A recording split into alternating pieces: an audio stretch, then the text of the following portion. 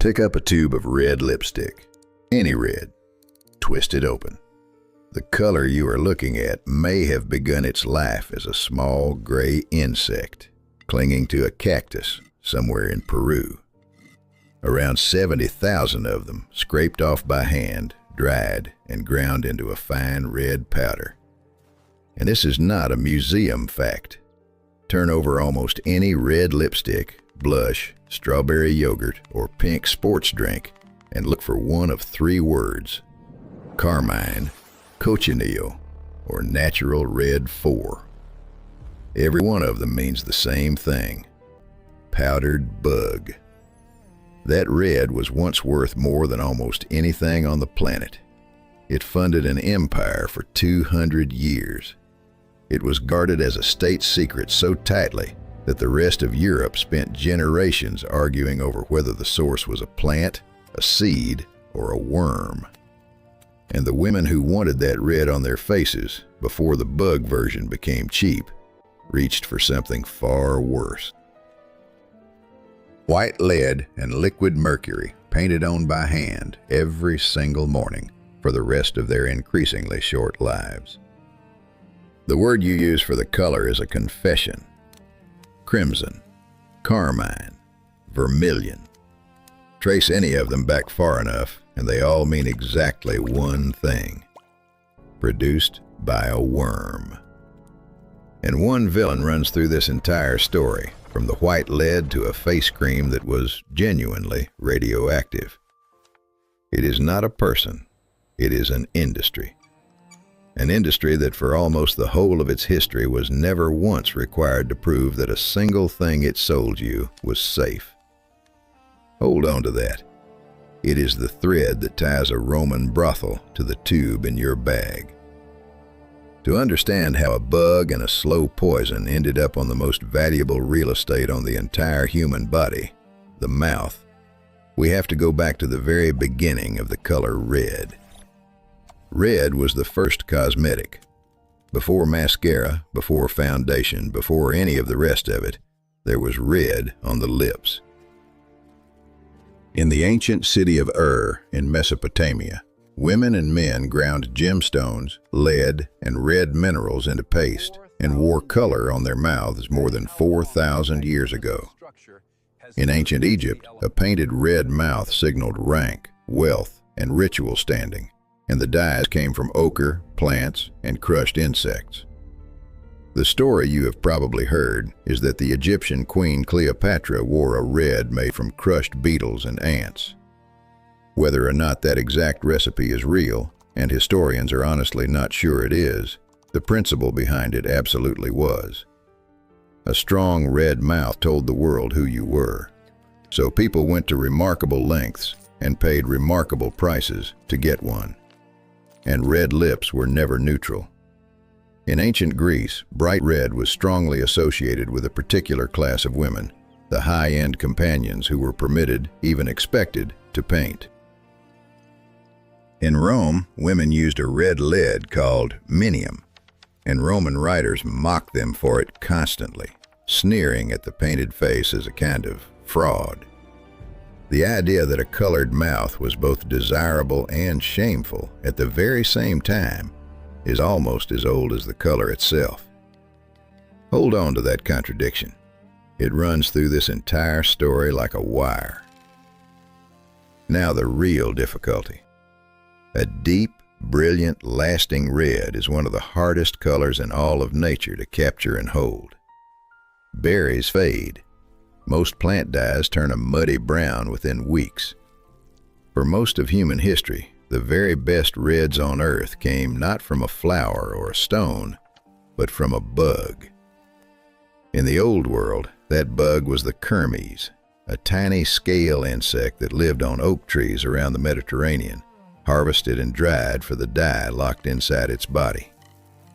And it was so valuable for so long that it quietly rewired the languages we still speak today. The Arabic name for it, Kermes, is the root of two English words you use without a second thought: crimson and carmine. The old Latin name for the creature, given because people assumed the dried bug was a kind of little worm, was vermiculous. That word becomes vermilion, and when cloth was dyed with this insect red, it was described as dyed in grain, because the dried bodies looked exactly like tiny seeds. That phrase survived too. When you call a habit deeply ingrained, you are saying it has been dyed all the way through, with crushed insect. So every time you say crimson or carmine, or that something is ingrained, you are quoting a dead bug, and you have absolutely no idea you are doing it. But the Kermes was about to be overthrown, because in the early 1500s, Spanish forces pushed into the Aztec capital in what is now Mexico, and walked into something Europe had no equivalent for. The great markets were selling a red more vivid, more saturated, and more durable than anything on the far side of the ocean.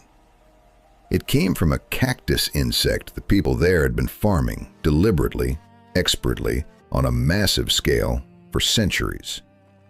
This was no accident of nature they had simply found. It was an industry.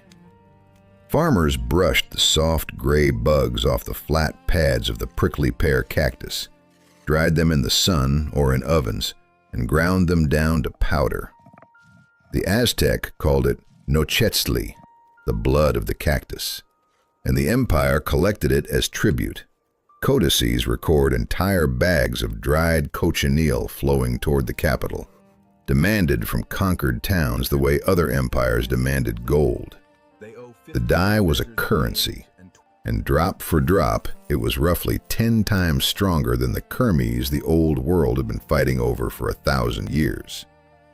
For Europe, this was like stumbling onto a brand new vein of gold. And what came next was one of the strangest economic obsessions in recorded history. Spain seized control of cochineal completely and totally. The dried insect, which the Spanish called grana, the grain, became by many accounts the most valuable thing shipped out of the New World after silver itself. It crossed the Atlantic by the ton, taxed, counted, and guarded like a military asset. Pirates hunted the cochineal ships on purpose, because a captured hold of red powder was a captured fortune. Rival nations sent spies to find out how it was made. And here's the part that is almost pure comedy. For roughly 200 years, the rest of Europe did not even know what cochineal was. Spain kept the source so secret that the finest minds of the age openly argued over whether the precious red came from a berry, a seed, or a worm. It took a Dutch microscopist peering at the powder through one of the first good microscopes in the early 1700s to finally settle it. Those were the dried bodies of insects. Entire economies had been running for 2 centuries on a substance that nobody outside Spain could correctly identify, and that is still, right now, sitting in the gloss you put on this morning. The monopoly finally broke in 1777 when a French botanist named Thierry de Menonville smuggled cactus pads, crawling with live cochineal, out of Spanish-held Mexico and spirited them away to grow elsewhere. The secret escaped. The bug spread across the world, and it has simply never left. Right now, that exact insect is sitting in food and cosmetics all over your home. In 2012, when one enormous coffee chain was caught coloring a strawberry drink with cochineal, a large slice of the public reacted with real disgust at the discovery that they had been drinking ground-up bugs for years. They had been. So have you, almost certainly. And it is, honestly, the least disturbing thing women have ever put on their faces. Because the bug, for all of its drama, never actually killed anyone. The thing that killed people was what women reached for when they wanted to be not red, but white. For centuries across Europe, pale skin was the ideal that mattered most. Pale meant you did not toil outdoors. Pale meant wealth, leisure, refinement, virtue. And the single most effective way to make a face flawlessly, poreless, marble white was a cosmetic called ceruse, a smooth paste of white lead ground together with vinegar, then spread across the face, the neck, and the chest, and built up into a perfect, even, lifeless white. There was even a fashionable word for the finished effect. They called it enameling the face, as though a woman were a piece of pottery to be glazed. Some wore the layer for days at a stretch without washing it off, simply patching and repairing the surface. It was sold openly by apothecaries, the same shops that would later sell you a remedy for the very symptoms it caused. It worked beautifully. That was the entire trap. Lead is a poison that accumulates in the body slowly and quietly, and once it is in, it does not leave. Worn day after day, year after year, ceruse attacked the very skin it was painted onto. It made the skin gray, then scar, then break down. It made the hair fall out, eyebrows, hairline, all of it, which is one reason the high, hairless forehead kept drifting in and out of fashion. It rotted the teeth and turned them black. It brought stomach pain, tremors, headaches, creeping paralysis, and for the heaviest users, an early grave. And women adapted to the damage rather than stop. When the lead took their eyebrows, fashionable Georgian women glued on false ones cut from the soft gray fur of a mouse. When the lead and the sugar between them rotted the teeth and the cheeks caved in, they packed small balls of cork inside their mouths to push the hollows back out. Picture that for a second. A woman, poisoned, bald, and toothless by her own makeup, propping her face back into shape with mouse skin and cork so she could apply another layer of the thing that did it. And here is where the whole thing becomes a machine that feeds itself. The lead damaged your skin, so you applied more lead in a thicker coat to hide the damage the lead had already done, which damaged the skin underneath even further, which demanded a thicker coat still. The cure was the poison, and the poison kept selling the cure. This was not abstract. It claimed real, named women.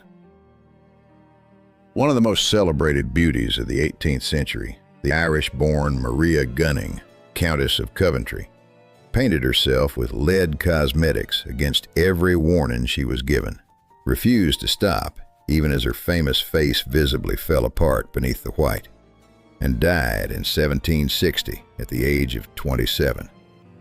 Her husband, the story goes, once chased her around a room trying to scrub the paint off her cheeks.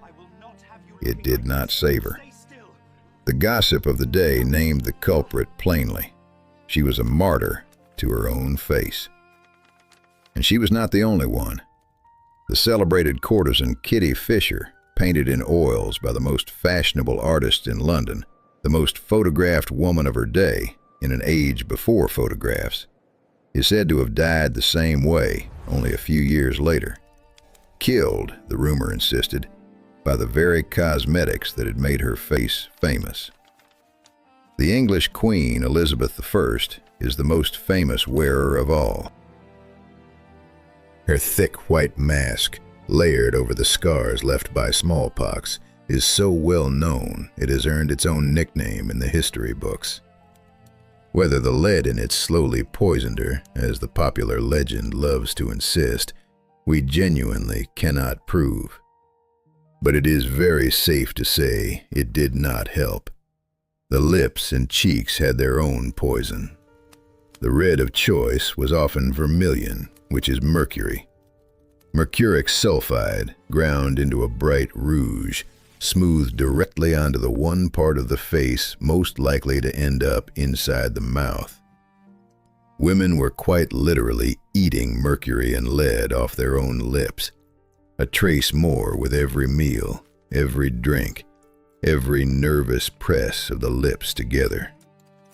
And it was not even only the red and the white. To complete the look, fashionable women dripped extract of Belladonna, diddly nightshade, directly into their eyes because it dilated the pupils into a wide, dark, dreamy gaze that the era found irresistible. The plant's name says it all. Belladonna is Italian for quote one. It was named for exactly this. It also blurred their vision, set their hearts racing, and with repeated use could quietly wreck their eyesight for good. They were poisoning 3 different parts of the face in 3 different ways at the same time and calling the sum of it beauty. And then some women stopped waiting for the poison to soak in through the skin at all. They started to eat it.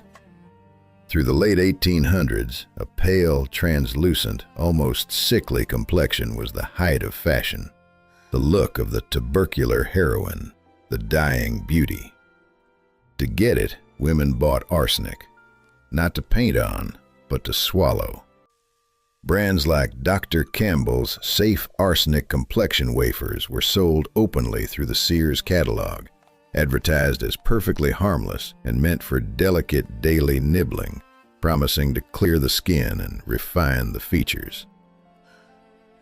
They were, of course, slowly poisoning the women who ate them, and for some they were fatal. And if you have ever swallowed a supplement promising clearer skin from the inside, you have felt the exact pull that sold them. Here is how normal this had become.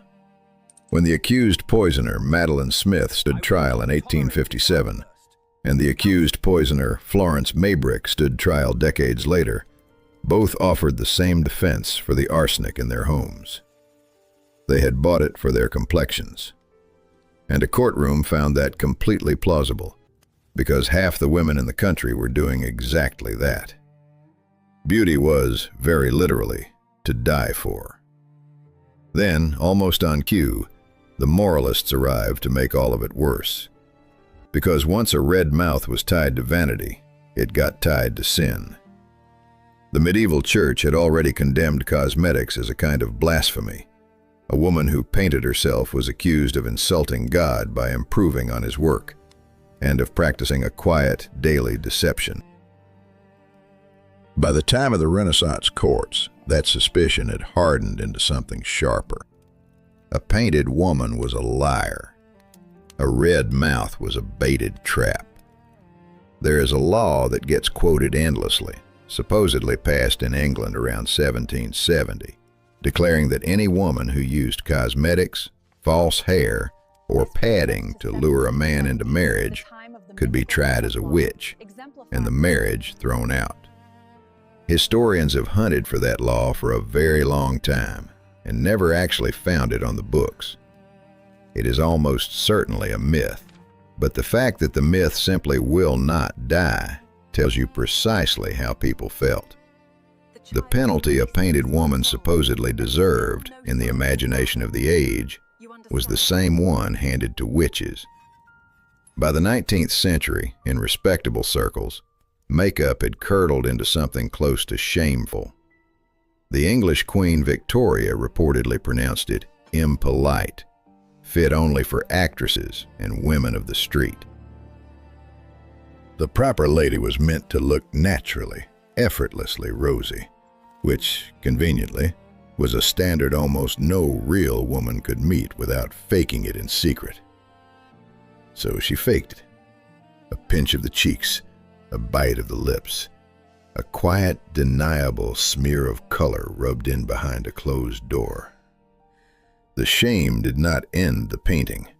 It just drove it underground and turned every woman into a quiet hypocrite about her own face. And then, in the early 20th century, the red mouth fought its way back into broad daylight. Two things dragged it there. One was a camera. The other was a vote. The camera came first. As silent film exploded, the close-up put women's faces on enormous screens for the first time in history, magnified 10 feet tall in a dark room full of strangers. Ordinary skin would not survive that scrutiny, so a makeup artist named Max Factor built an empire solving the problem. First for the studios, then for everyone watching them. He is often credited with popularizing the very word makeup, dragging it out of the theater and onto the dressing table of every woman in the country. And here is the engine that changed everything. For the first time, millions of women were staring, nightly, at a handful of impossibly polished faces, and being quietly taught to measure their own against them. The small, sharp, dark Cupid's bow mouth of the silent screen was a lighting trick and a studio invention. Within a few years, it was on shop counters, in handbags, on the lips of women who had never been near a camera. Hollywood did in a decade what the moralists had failed to undo in a century. It made the painted mouth not shameful, but aspirational, something you had failed to do if you went without. The vote came right alongside it. In 1912, when suffragists marched through New York demanding the right to vote, many of them did something deliberately, pointedly provocative. They wore bright red lipstick. As the story is usually told, the cosmetics businesswoman Elizabeth Arden stood near the route and handed tubes of red out to the marchers herself. Think about the move. Red lips, the exact thing respectable society had spent a century branding as the mark of a fallen, dishonest woman, became a banner. If the world insisted a painted mouth meant defiance, then defiant they would be, in the loudest red they could find. The technology arrived at the perfect moment to spread it everywhere. In 1915, a man named Maurice Levy patented one of the first metal lipstick tubes with a little sliding lever that pushed the color up out of the case. The familiar swivel-up tube followed within a few years. Almost overnight, lipstick stopped being a messy pot for the wealthy and became a cheap, sealed, portable little bullet that any working woman could drop into her bag and reapply on a streetcar. The red mouth was suddenly available to everyone, anywhere, in seconds. Then the most powerful institutions on the planet flipped sides completely. During the Second World War, the same kinds of governments that had once sneered at lipstick began actively pushing it, framing a painted mouth as a sign of morale, discipline, and ordinary life refusing to surrender. Reportedly, the fact that the enemy's leadership was known to dislike red lipstick was treated as one more cheerful reason for Allied women to wear it. The American military went so far as to approve regulation shades to match the uniforms, Victory Red, and a deep tone called Montezuma Red, created to match the trim worn by women in the Marine Corps. In a single generation, the state had gone from threatening painted women with the language of witchcraft to issuing them lipstick by name, by shade, by the case. But underneath every chapter you have just heard sat one quiet, astonishing fact. None of this was regulated. Any of it. At all. In the United States, for the entire stretch of history we have just walked through, the lead, the mercury, the belladonna, the secret poisons, cosmetics were essentially a free-for-all. You could put very nearly anything into a jar, print the word beauty on the label, and sell it on a shelf. And no agency had the power to stop you. And it took a wave of horrors to change even that. In the early 1930s, an eyelash and eyebrow dye called lash lure hit the market, built around a harsh coal tar chemical. Women who used it watched their eyes ulcerate as though splashed with acid. Some were scarred for life. Some were blinded outright. At least one woman died of an infection that set in through the damage. Around the same time, a hair removal cream called Corumlu sold for $10 a jar, a small fortune then, using a rat poison as its active ingredient. It poisoned the women who smoothed it onto their skin to be soft, bringing on baldness, pain, and paralysis. And in France, an entire cosmetics line called Thoradia sold face cream, powder, lipstick, and even toothpaste laced with real radium and thorium. It was fronted by Dr. Alfred Curie, no relation to the famous Curies, the name simply borrowed, under the cheerful slogan, Radium in the service of beauty. The promise was a youthful inner glow. The delivery was radioactive paste rubbed into the face every night. Lead, then mercury, then arsenic, and then, somehow, radium. Every time science produced a new marvel, the beauty industry found a way to sell it back to women as a cream. The authorities were not blind to it. In 1933, regulators assembled a display of the legal products maiming and killing American consumers, including the before and after photographs of a woman blinded by lash lure, and a reporter took one look and named it the American Chamber of Horrors. The story goes that when the First Lady, Eleanor Roosevelt, was shown the lash lure images, she pressed them to her chest and said she could not bear to look at them. It was those specific public disasters, women blinded and poisoned by products sold openly across the country, that finally shamed the United States into passing the Food, Drug, and Cosmetic Act in 1938, handing regulators their first real authority over what could legally go into the things you spread on your body. Lash lure was the very first product seized under the new law. And here's the catch that almost nobody notices. Of that entire landmark act, only about 2 pages dealt with cosmetics.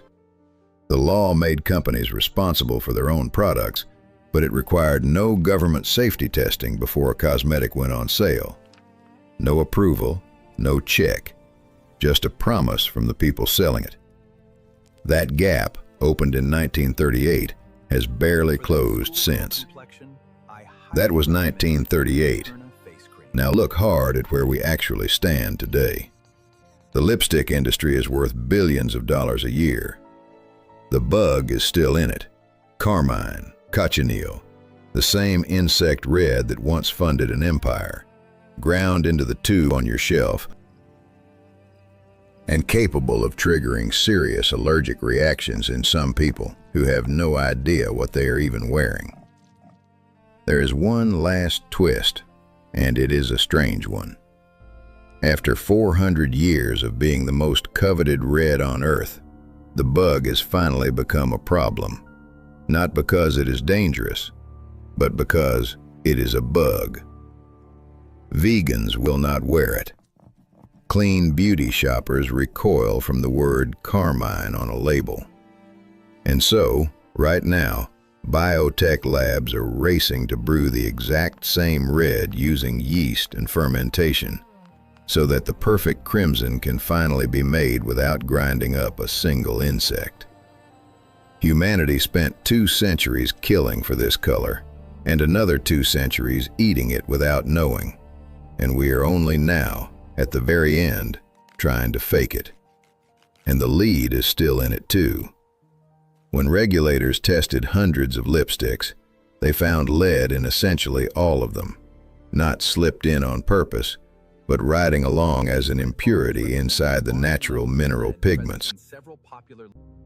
The faint chemical echo of everything you just heard.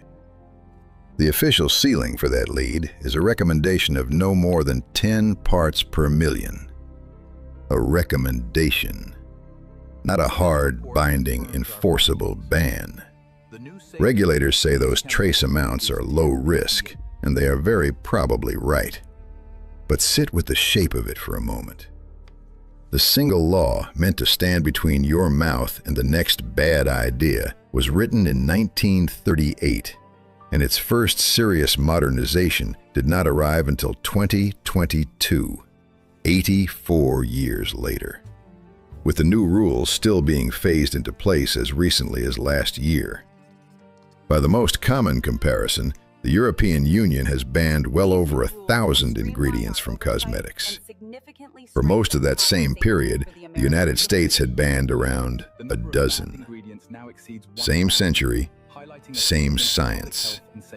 Wildly different idea of whose job it is to check. The red on your lips has, across the long arc of this story, been ground gemstone, crushed insect, white lead, and liquid mercury.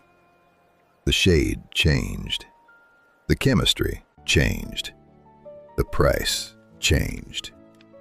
The one thing that never changed is the wanting, the deep, durable conviction that a woman's natural mouth is a blank, an unfinished thing that has to be corrected, colored, and improved before she is allowed to be done.